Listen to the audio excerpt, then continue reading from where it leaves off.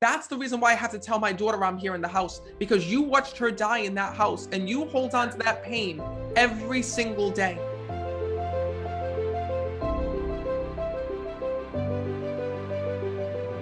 Well, first of all, there's a couple different souls that are here on the other side when I'm connecting. So first of all, your mom passed here in the physical.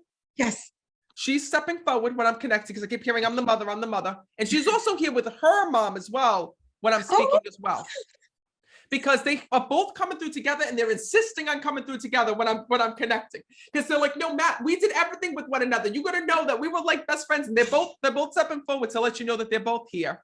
They right away want to thank you for the things that you kept of theirs, because right away your mother's talking about ornaments that you kept here in the physical world. Yes. Yes. She says to me, she's like, they got all my ornaments, they have my decorations. And the one thing that's so funny is that she keeps saying to me about the way that like you kept these like random things of your mother's here in this world.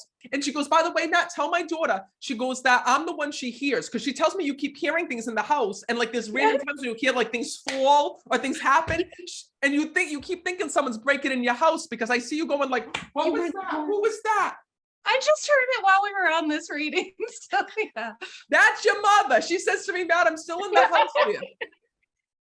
And what's really amazing is this, is when I'm connecting with her, do you know that your mom wants to thank you for not letting her pass without you there?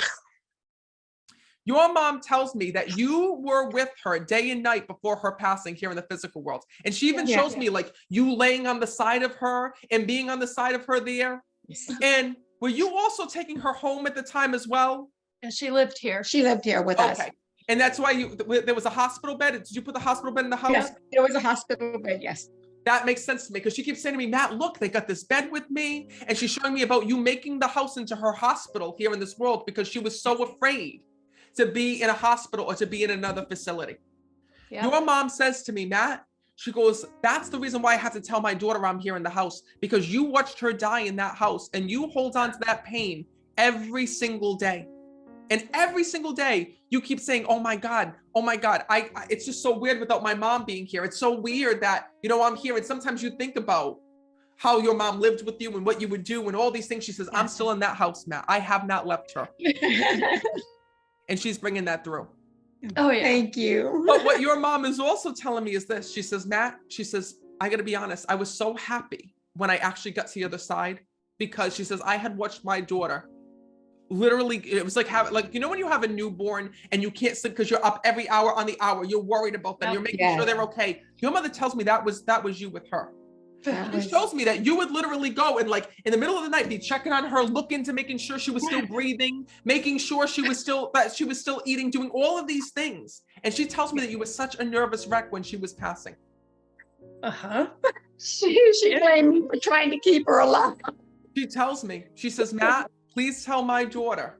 She says that I was so happy that she finally got peace once I passed. I finally saw her get some sleep and get some rest, because I was so worried about her. Your mom tells me that her passing was so beautiful because she got to say goodbye to everybody. Yeah, she did. She says, Matt, everybody was in and out of the house, she's telling me. And what was the connection with, it looks like jelly donuts. Were people bringing over jelly donuts? Donut day. We have donut day in her memory. What? Yeah. What are you talking about? Once a month, they all get together, lots of brothers and sisters, and have donuts. We have donut day. Wait, so you have jelly donuts in memory of your mother's once a month? Sure. Well, we did it when she was alive, and then we just kind of kept it going. Where the hell are the donuts from? Everywhere. Whoever was bringing them got to pick. Yeah. That's amazing, because she kept saying to me, Matt, tell her about the donuts. And she says to me, all I know is about the donuts. So please know that's pretty amazing, because she said to me, if you talk about the donuts, Matt, my daughter's going to know that that's real. Yes. Yeah. So please know that she's with you on that day. But she says to me this, she says, Matt, please tell my daughter I don't want her to suffer anymore. She says that it's so hard every day for you, because you think of you always say the holidays aren't the same. This isn't the same. That's not the same because mom's not here. She says, please know that I'm watching over you and your daughter and your family. She says, and I'm seeing it different now. She says, even though it might not be the same for you, she says, it's beautiful for me to see the traditions that you hold on to and that you carry in my memory every day. Because you try to think about the holidays and you make it just like your mother did. She tells me right down to the food, to the recipes, to everything that you do. You think back to how she used to host the holidays, and she talks about you trying to do the same thing. Yeah. So she says to me this. She says, Matt, please tell my daughter that I am always there and with her. So your father passed as well? Right. Her My husband. husband, yes. Oh, please know that he's here. Oh, Because Yeah. right away, as I'm talking to you, I also have your father coming through. Yeah. And please know that this is your mother's way of pushing him forward to be able to speak. Yeah, she would have to. She would have to. Because he's quiet right now when I'm connected. Yes. But I have to tell you this. I know that he passed unexpectedly here in the physical world, and that you were not expecting him to die. Because and it was on a Christmas Eve. He just said to me, Matt, he says, tell my family I'm okay. I'm okay. I'm okay. He's bringing that through. Okay. And what's tough was this, is that I know that he was dealing with up and down battles with his health here in the physical world before his passing. Yes. But he said to me, Matt, he says, do you know that I thought that I had more time here in this world? Yeah. What's tough was this, was he keeps telling me about undergoing treatment. Was he undergoing treatment at the time in which he had died? Yeah, just medication. Yes. Yeah. Just medication. Okay. So he says to me that he wasn't ready to end his fight. That's what he tells me. Yeah.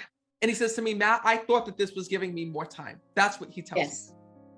Because when I connect with your husband, he tells me, Matt, he goes, I had just seen the doctors. He tells me he was just gone for a checkup or a revisit, and he was fine. Like everything was under control at that moment. But then he just died.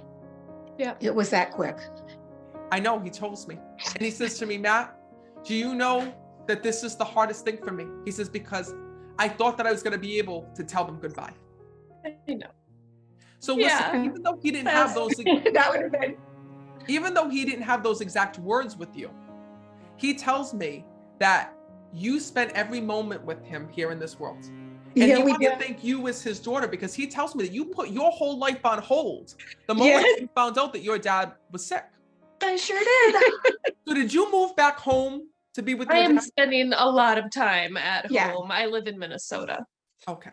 So know that your dad wants to thank you for moving back. He wants to thank you for the time that you were spending here and every single thing that you got to do.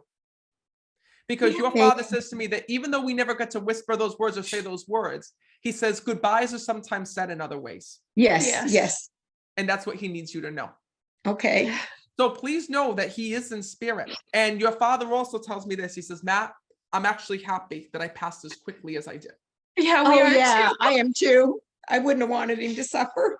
He says to me, because I knew what was coming down the line, Yeah. I was secretly afraid. Yeah. So he said to me that the one thing is that even though he passed, unexpectedly, he tells me that he left you in a good place. He did. He sure did. That's one of the things that He he needs did. you to know. I know. He tells me about the fact that he had all the banks set up for you. He had everything set up for you. Yeah. He says, and Matt, before I died, I needed to know one thing. I needed to make sure that they were okay emotionally. Yes. He says, when I saw that they were going to be okay, he says, when I was given the opportunity to leave this world, I took it. Yeah. Oh. So please know that he is there with your mom. She's driving him crazy on the other side. Oh, I'm sure. And he says to me this. He says, please let them know that I am always and forever with them.